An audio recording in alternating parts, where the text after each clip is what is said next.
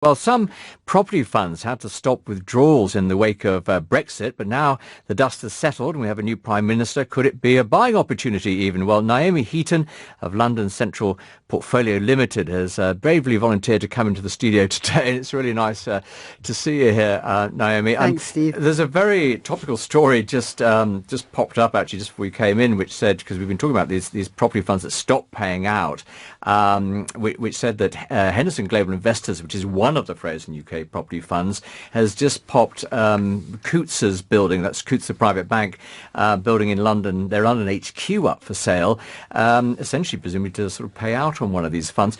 It's very interesting. I know you're directly from that world, but and even Mark Carney was saying this morning, it's a bit, these funds are odd because they're somewhat liquid and yet they have illiquid assets, don't they? Yes, exactly right. I have to preface what I answered that I come from a residential funds background, and also our funds are closed-end. So I agree with you entirely. To have open-ended funds where you can have technically unlimited redemptions, but you have an illiquid asset that you can't sell quickly, and therefore you can't actually meet those redemptions, is a very highly risky strategy. And I'm, to be honest, quite surprised that after the fiascos that we saw in 2009, when redemptions were gated and funds went under because of the very same things, that it hasn't been looked at by the Bank of England or by the FCA.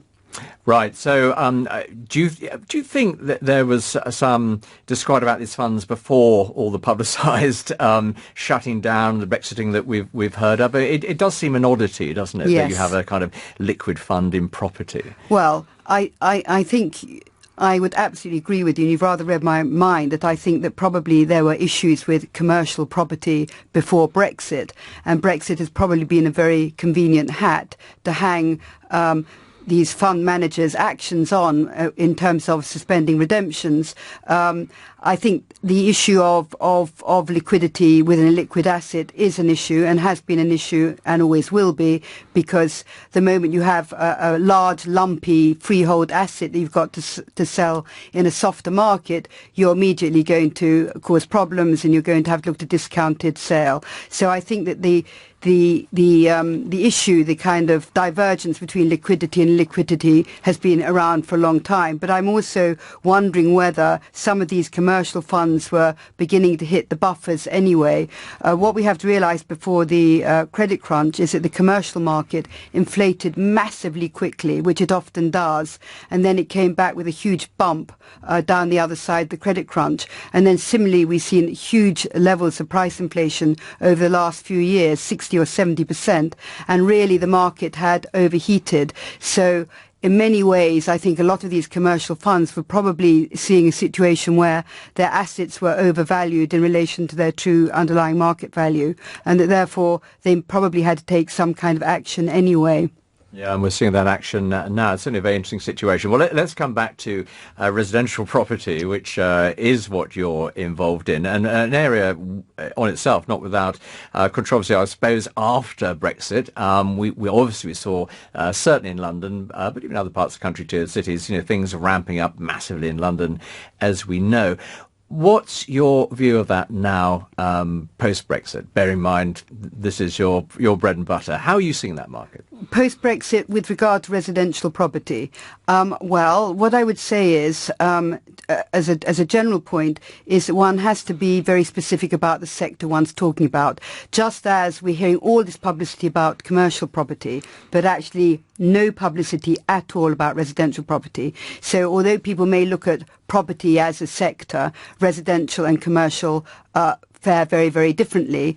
So first of all, residential is different, and I also think the post-Brexit world will affect residential property differentially. So, for example, in the very centre of London, which is of course the area that we specialise in, is very much supported by global money and global sentiment, and of course no one's feeling any poorer around the world. The stock markets aren't crashing as they were in 2009. But they might be wondering if they can continue to live here, or for how much longer they can live here. Most people that are investing in central London are investing for all sorts of different reasons. I mean, of course, one is to live here, but often it's to buy to rent out. In other words, they are investing in what we call the private rented sector, the rental market. A lot of people buy in London because of the rule of law, because they have proper title to property, so they do see it as a tangible asset. So many of the factors that cause people to buy residential have not altered. Whether or not the City of London fares well or fares badly, that isn't necessarily a trigger for why people are buying into central London. What you find outside central London is that the market becomes much more of a domestic market. So if post-Brexit we see a poor economic situation, if people feel worried about their jobs, their income, or indeed, despite the possibility of falling interest rates, mortgages become more difficult to get hold of, then you will see a suppression within the domestic market, just as you did after 2009. So in 2009, property in central London was the first market to rally and in fact outperformed pretty much any other financial market around the world. The domestic market outside London took really until about 2 years ago even to get back up to par and has grown very slowly. Having said that, that's a kind of point in its favour, because what we've seen with commercial property is 70% growth in value across the UK since the credit crunch low, whereas UK residential has only grown by 14%. So commercial is much more there cruising for bruising than domestic property, but I do think it'll be affected by the economy. You talked about those sort of investors who are buying, what some people have called safe boxes in the skies and letting them out for yield. I guess the question then, well, certainly for you, is do they go on buying? They might feel it's a bargain in the London market, or do they get nervous? Okay, you're saying nothing's really happened yet, but there's plenty out there to trigger nerves. On the other hand, the market could take a bit of a fall and maybe a buying opportunity. Okay, well, again, we have to segment our market, because I'm actually not talking about boxes in the sky. When I talk about prime central London, which is a market that we focus on, we're talking about existing stock and very little new build opportunity. Our particular fund model is that you go for the scarce resource with global appeal.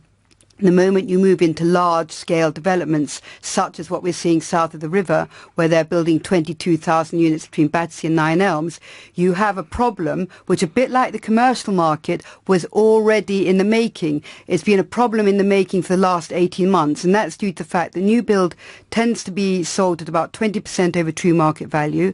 There's too much of it, particularly with the new developments south of the river. It's overpriced, there's too much of it, and it's a commodity. So I'm not suggesting that suddenly all of this is going to come good. If anything, those problems will be exacerbated, but they actually started pre-Brexit. And one of our particular company mottos is that cheap doesn't mean good. So even if these boxes in the sky become discounted by 20%, it won't necessarily mean that they're the right properties to buy. So I would differentiate between the older stock in prime central London, which is the robust stock, and the newer stock. And I'd also differentiate between the private rented sector, which is a sector which specialises in very small units, and the luxury end, which is still being hit very much by taxes. Okay, we must wrap very shortly. I guess you're talking more about sort of housing type property in sort of central London streets. Just very finally, if we were sitting here a year from now and you were looking back on the 12 months post-Brexit, I mean, what sort of view, briefly, do you think you'll have? Well, if we're talking about central London, yeah, let's talk about that. In 2009, we launched the Recovery Fund. We were the only company to call a market recovery. I think you're going to find that the weakness of sterling and the low interest rates is going to stimulate the central London market. So a year hence, I think we will have seen quite a significant surge in prices.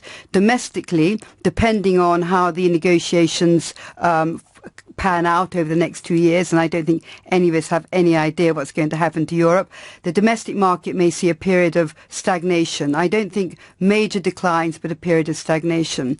But certainly for the central London market, I see a fairly optimistic future, and I think people, and we're seeing it already anecdotally, are coming in to benefit from the weakness in sterling. Okay, Naomi Heaton from London Central Portfolio Limited, thanks very much for coming along today.